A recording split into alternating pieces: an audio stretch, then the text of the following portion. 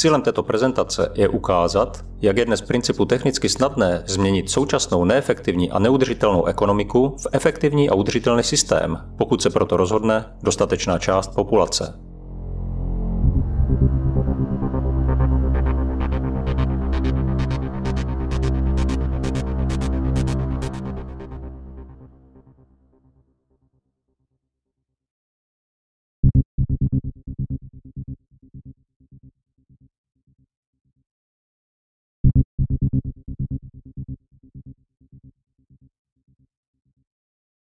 Z pohledu systémové vědy se ukazuje, že zaměření vnitrosystémového aktivismu je příliš povrchní, než aby mohlo být v dlouhodobém horizontu efektivní. Základem je pochopení toho, co vzniklo po neolitické revoluci a čemu dnes říkáme kořen socioekonomické orientace, což je orientace společnosti na dluh, peníze, majetek, pracovní specializaci a obchod, následkem čehož vzniká ekonomická hierarchie a veškerý procedurální determinismus jako předvídatelné řetězové reakce. V tomto paradigmatu žijeme tedy již tisíce let. Přitom dnes, díky pokrokům ve vědě a technologiích, bychom všichni mohli mít velmi slušný životní standard. Není tomu tak z důvodu zastaralého ekonomického režimu, založeném právě na tomto kořenu.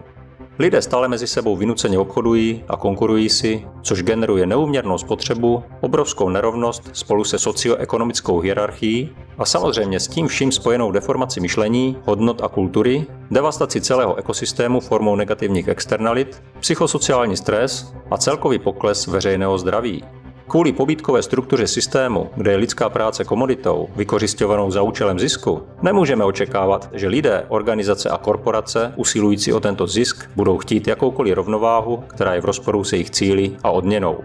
Jedním ze základních problémů je, že si většina lidí stále nedokáže představit nic, co není kapitalismus nebo tržní ekonomika. Stále je nám vnucována tato ideologie, abychom si mysleli, že bez tržního systému nemůžeme lidem poskytnout nezbytnosti života.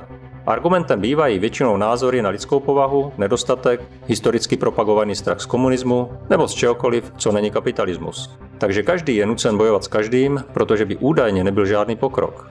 Nutí nás to prodávat vše, co jde, včetně sebe, ostatním, kvůli přežití spojeným s penězi. Aktivisté v ulicích chtějí změnu, ale přitom zachovat tento kořen.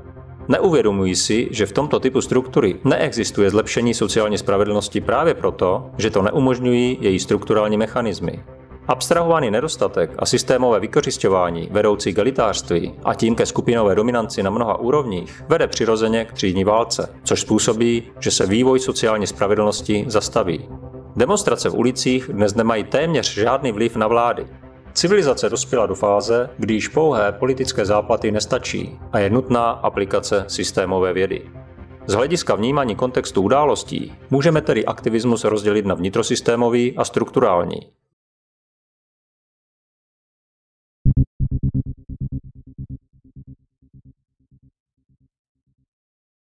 Vnitrosystémový aktivismus můžeme dále rozdělit na běžný aktivismus a aktivistický průmyslový komplex. Do běžného vnitrosystémového aktivismu můžeme zahrnout například protestující v ulicích, protiválečný aktivismus, volby, hlasování, petice, soudní spory, neziskovky, politické návrhy jako je Green Deal, hnutí za nulový odpad, bojkotování korporací, finanční aktivismus jako je například požadavek návratu ke zlatému standardu nebo zavedení kryptoměn v boji proti moci a inflaci.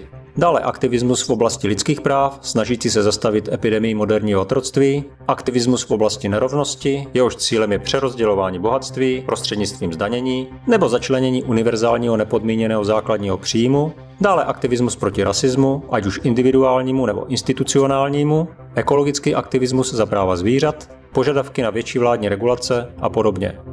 Dále zde máme něco, co bychom mohli nazvat aktivistickým průmyslovým komplexem. Patří do něj lidé, kteří bez ohledu na záměr udělají kariéru kritikou daného stavu a navrhují vnitrosystémová řešení, která jsou pak medializována. Výsledkem je v podstatě zisk, pocházející z procesních mechanismů samotného systému, to znamená i z procesů, o kterých dotyčný tvrdí, že je chce odstranit. Není snad nic psychologicky silnější, než být materiálně odměňován za své činy příjmem nebo ziskem. Zatímco mozek prožívá odměnu, přirozeně chce věřit, že systém, který vytvořil tuto odměnu, musí být dobrý. Takže ti, kteří generují neúměrný finanční úspěch, budou statisticky v průměru méně nakloněni zpochybňovat mechanismy vedoucí k tomuto úspěchu. Ať už vědomě nebo nevědomě zamlžují strukturální problémy systému, protože jsou jim podporováni.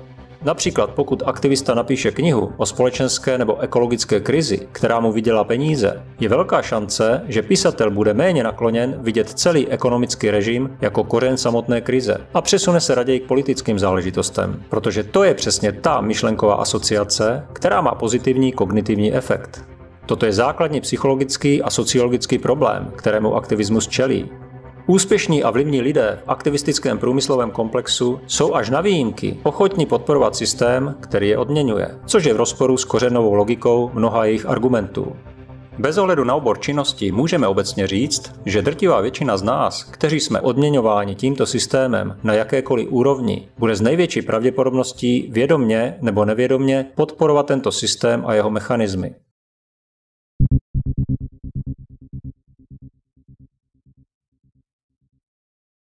Na druhé straně strukturální aktivismus uznává, že základním problémem našeho socioekonomického systému je jeho struktura. Systémový vývoj související s ekonomikou je tak dominantní, že mu vnitrosystémový aktivismus nemůže konkurovat. Proto je nutné zaujmout strukturální postoj. Z pohledu systémové vědy a mnoha sociologických výzkumů můžeme například říct, že jediná věc, která ve světě zastaví chudobu a rasismus, je cílené vytváření ekonomické rovnosti, s čímž má tržní kapitalismus extrémní problém.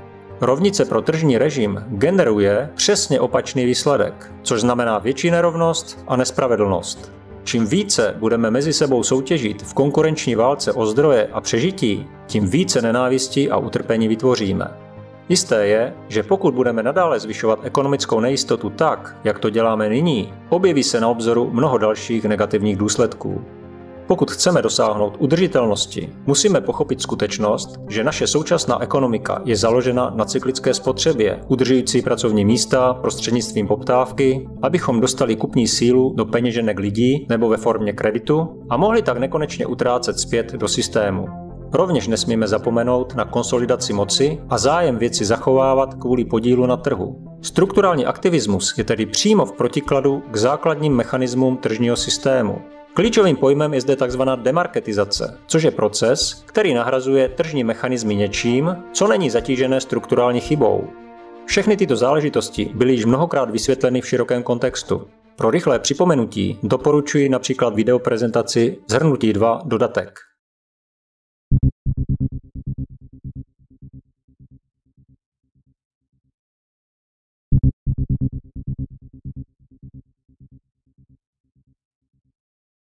Vnitrosystémový aktivismus tedy nedokáže vyřešit problémy tohoto světa kvůli svému povrchnímu zaměření. Nevnímá systém a jeho procesy ve vzájemných souvislostech a většina jeho stimulačních mechanismů, jako jsou odměny, kariéra, ideologie, vidina budoucí moci a podobně, pochází právě z tohoto systému. Proto zásadní změna může přijít pouze od sjednocené kritické masy populace na bázi strukturálního povědomí. Nutně potřebujeme nový socioekonomický model s inteligentní správou a přerozdělováním zdrojů s přímou kontrolou ze strany populace, neboli s komplexní zpětnou vazbou respektující zákon nutné variety. A to proto, že je to jediná možnost, jak zajistit dlouhodobou životaschopnost našeho druhu. Můžeme to nazvat přímou systémovou ekonomickou demokracií, kdy lidé vládnou za pomoci přírodních zákonů, moderních vědeckých poznatků a technologií bez vlivu jakýchkoliv politických nebo ideologických názorů. Proces přímé systémové ekonomické demokracie, pokud by byl spuštěn, by mohl být zároveň jedním z hlavních konceptů samotného efektivního přechodu ze současného neudržitelného stavu do udržitelného. Dnes k tomu máme všechny technické předpoklady. Je ovšem velmi nepravděpodobné, že bude schválen politickou cestou shora, protože by to ohrozilo současný systém vládnutí, kontroly a moci, a politika, jak víme, je nedílnou součástí strukturálních procesů starého světa, které zachovávají stávající stav za každou cenu. Způsob, který se jeví jako pravděpodobný, je převzetí kontroly nad socioekonomickými procesy zdola, mnohokrát zmiňovanou kritickou části populace, což je podle jedné studie přibližně 3,5%. Ovšem taková zásadní změna společensko-ekonomického režimu vyžaduje velmi silnou motivaci. Jak víme, masy sjednocuje nejen myšlenka, ale především dostatečně silné eko-biopsychosociální tlaky.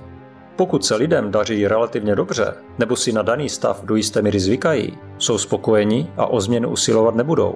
Kvalitní sebevzdělávání je samozřejmě velmi důležitým faktorem a potenciálem, jak urychlit změnu, protože vede k vyšší úrovni povědomí o kauzalitě a provázanosti procesu a tím také ke zvýšené motivaci pro smysluplnou změnu. Ovšem důvod k takovému vzdělávání mohou statisticky dát pouze vyšší ekobiopsychosociální tlaky. Je to tedy vzájemně provázané. Dnes se zdá, že tyto tlaky ještě nejsou dostatečné a tudíž chybí hlavní zdroj motivace.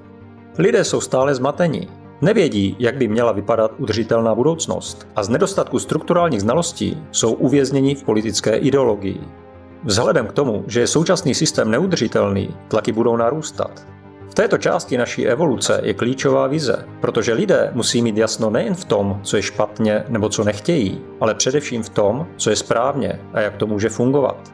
Motivovat k této změně tedy můžeme předkládáním návrhu řešení, čímž vytváříme ve společnosti povědomí o možné budoucnosti.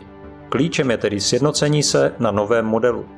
V této krátké studii je představen koncept přímé systémové ekonomické demokracie pro efektivní společenskou správu na všech úrovních. Může se jednat o komunitu, obec, region, stát, kontinent nebo celou zemi. Tento princip řízení, kdy lidé schvalují nebo zamítají předložené odborně zpracované projekty pomocí jednoduchého veřejného hlasování v reálném čase, by mohl nahradit současnou tradiční politiku. Tímto způsobem by bylo lidstvo schopno vyřešit většinu problémů ve velmi krátké době, což by znamenalo plynulý a efektivní přechod do udržitelné budoucnosti. Výhodou tohoto konceptu je jeho jednoduchost a srozumitelnost, čímž je velká šance pro pochopení principu běžnou populací a tím rychlejší kondenzaci kritické masy, která je potřebná k převzetí kontroly a nahrazení současného způsobu vládnutí. Jak už bylo zmíněno, díky univerzálnosti jej lze aplikovat na libovolné měřítko.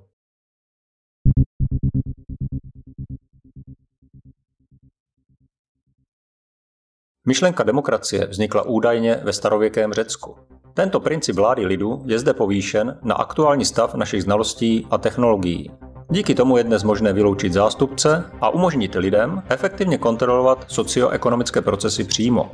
Na obrázku vidíme schéma, ve kterém jsou patrné 3 základní režimy spolu s fází realizace. Jsou to proces definování problémů, procesy projektových nabídek, procesy hlasování veřejnosti a realizace se zpětnou vazbou. Proces definování problémů představuje vstupní rozhraní pro popis konkrétních společensko-ekonomických problémů, které je třeba vyřešit. Rozhraní může být realizováno například prostřednictvím webové stránky se speciálním formulářem, který člověk vyplní a uloží pro další zpracování do centrální databáze. Tímto způsobem může kdokoliv upozornit na problém a zaevidovat jej pro potenciálního řešitele. Lidé tedy mohou jednoduchým způsobem přes webové rozhraní definovat problémy, které je trápí. Procesy projektových nabídek umožňují, aby ke každému definovanému a v databázi uloženému popisu problému mohl v případě zájmu přistoupit kdokoliv, kdo má příslušné znalosti a vypracovat odborný projekt pro jeho vyřešení. Je jasné, že ne každý je ochoten nebo schopen odborně vyřešit konkrétní problém. Odbornost, zájem a zpracování projektu jsou tedy filtrem kompetentnosti. Řešitelů pro jeden problém, kteří předloží své projekty, může být samozřejmě více. Všechny dokončené projekty týkající se zadaného problému jsou pak v procesu hlasování přístupné veřejnosti, jak ve formě podrobného technického návrhu, tak ve formě srozumitelné prezentace nebo vizualizace. V mnoha případech se tedy může jednat o více různých projektů od různých řešitelů nebo skupin řešitelů pro jeden konkrétně definovaný problém. Některé problémy mohou být vzájemně kauzálně svázány. Proto je možné, že vyřešením nejhlubšího z nich se vyřeší nebo přispěje k vyřešení mnoha dalších, které jsou jeho důsledkem. Zde hraje důležitou roli moderní informační technologie. Řešitelé mohou používat při vytváření svých projektů pokročilé návrhové nástroje podle oboru a složitosti daného úkolu s napojením na databázi znalostí. Již při vytváření samotného návrhu jsou jejich požadavky filtrovány protokoly udržitelnosti a efektivity, takže klesá pravděpodobnost nějaké zásadní systémové chyby způsobené lidským faktorem nebo neznalostí. Samozřejmě, že i tyto pokročilé nástroje, včetně databáze znalostí, jsou v dynamickém vývoji a neustále jsou vylepšovány lidmi za pomocí zpětné vazby přicházející z reálného světa. Jinými slovy, neustále se učíme a tyto poznatky využíváme v reálném čase. Technické detaily procesu mohou být dynamicky korigovány podle aktuální situace tak, aby vše efektivně směřovalo k požadovanému výsledku. Tyto záležitosti mohou opět spadat do celkového procesu přímé systémové ekonomické demokracie, takže stejný proces je rovněž využíván k sebekorekci. Znamená to, že systém řízení je adaptabilní. Můžeme předpokládat, že díky odbornosti, moderním nástrojům, filtraci protokoly udržitelnosti a efektivity a přímé kontrole veřejnosti jsou všechny předložené a schválené projekty ve srovnání s dnešním stavem na vysoké úrovni. Procesy hlasování veřejnosti jsou procesy, kdy se veřejnost přímo online seznamuje s nabídkami řešení. Může hlasovat pro nebo proti konkrétnímu předloženému projektu v jednom, případně více kolech podle závažnosti daného problému. Je to podobné, jako když dnes sdělujeme v reálném čase jediným kliknutím autorovi videa nebo článku, zda se nám líbí nebo nelíbí.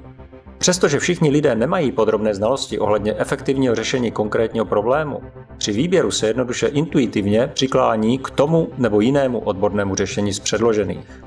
Jak již bylo naznačeno, funkčnost, efektivita a udržitelnost je zajištěna samotným odborným návrhem za pomoci moderních nástrojů a poznatků, ale výběr konkrétního projektu je závislý na nespočtu dalších kritérií, které v dané době nemusí být determinovány algoritmem.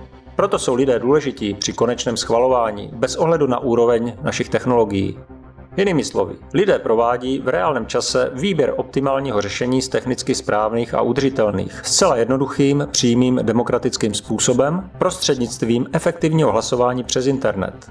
Tímto způsobem bychom mohli denně v reálném čase rozhodovat prakticky o čemkoliv, o čem si myslíme, že má nějaký vliv na naše životy. Současně rostou naše znalosti o dané problematice. Motivace je také v tom, že návrhy nebo hlasování mají pozitivní reálný dopad.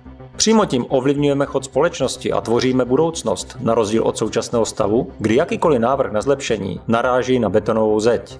Tento živý dynamický proces učení se a rozhodování díky pozitivní zpětné vazbě zrychluje, jak se postupně mění společnost, naše znalosti a technologie. Při zapojení lidí do procesu přímého řízení probíhá rychleji proces učení a nabývání potřebných zkušeností. Technické prostředky se vylepšují, roste databáze znalostí, což má opět pozitivní dopad na technologickou podporu pro další efektivní rozhodování. Po ukončení hlasování nastává fáze realizace, kdy je vybraný projekt efektivně realizován v čase s ohledem na náročnost a vazby na jiné schválené projekty. Jak plyne z vědecké metody, teprve skutečný svět nám může poskytnout plnohodnotnou zpětnou vazbu ohledně správnosti jakéhokoliv řešení. Realizovaný projekt nám tedy poskytuje další cenné informace, které se rovněž ukládají do databáze znalostí, s nimiž se kalkuluje v dalších návrzích.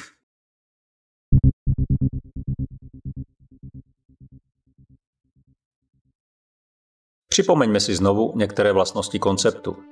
Za prvé, zadavatelem může být kdokoliv. Za druhé, řešitelem je kdokoliv, kdo má příslušné znalosti a předloží projekt řešení daného problému ve formě projektové dokumentace s prezentací pro veřejnost. Za třetí, lidé seznamující se s projekty v procesu hlasování získávají přehled o možnostech a řešeních. Dlouhodobý přínos společnosti je díky tomuto růstu relevantních znalostí nejenom ohledně správy věcí veřejných snadno představitelný. Poznamenejme, že celé naše školství může být tímto směrem přeorientováno, takže další generace mohou mít vybudované velmi dobré systémové myšlení, orientované nikoli na trh nebo politiku, ale na přírodní zákony, udržitelnost a konstruktivní přístup. Za čtvrté, při hlasování není nutné rozdělovat společnost na odborníky a ty ostatní. Jenom hlasy od tzv. Kompetentních nestačí, protože i této úzké skupině chybí větší nadhled, který má právě širší veřejnost. A mohlo by zde být také riziko vzniku nových elit. Hlas kohokoliv by tedy neměl mít menší váhu nebo být dokonce vyloučen. Lidé se svými jedinečnými pohledy na věc jsou součástí ekosystému a pokud má být systém dlouhodobě udržitelný, je nutná komplexní zpětná vazba, jejíž jsou lidé součástí. Zajistí to vhodný výběr řešení z technicky správných a udržitelných. Jinými slovy to znamená, že statistická pravděpodobnost optimální volby při účasti různorodé množiny populace v kombinaci s odbornými řešiteli a moderními technologiemi z databází znalostí a komplexním výpočtem je vysoká, což znamená příznivý výsledek. Za páté, proces přímé systémové ekonomické demokracie je plně kompatibilní s ekonomikou založenou na přírodních zákonech a zdrojích. Pokud by byl tento proces spuštěn v současném ekonomickém režimu, pak by se společnost díky aplikování znalostí, přirozeným stimulům a zpětným vazbám vyvíjela tímto směrem. Pozitivní výsledky by se dostavovaly v porovnání s dneškem extrémně rychle. Není pak třeba žádné další autority ve formě zastupitelských vlád. Připomeňme, že ekonomika založená na přírodních zákonech a zdrojích je model navržený pro inteligentní alokaci zdrojů bez cenovky, která je umožněna právě díky moderním informačním technologiím. Umělá inteligence systému v reálném čase vyhodnocuje stav planetárních zdrojů jak na lokální, tak na globální úrovni. Lidstvo má mnohem lepší přehled o možnostech řešení jakéhokoliv problému právě díky aplikaci vědecké metody, dynamicky rostoucí databázi zdrojů a znalostí, simulacím založených na známých fyzikálních zákonech a komplexní kalkulaci. Takže si lze snadno představit, že vybavení těmito nástroji dokážeme nejenom efektivně vyřešit jakýkoliv problém současnosti, ale také díky predikci včas zabránit vzniku dalších tím, že dříve odstraníme nalezenou potenciální příčinu. Problém tedy reálně vůbec nevznikne. Za šesté. Jednoduchost konceptu přímé systémové ekonomické demokracie je výhodou pro pochopení, schválení a prosazení této myšlenky širokou veřejností, protože je velmi pravděpodobné, že ji bude nutné prosadit formou sjednoceného strukturálního aktivismu zdola.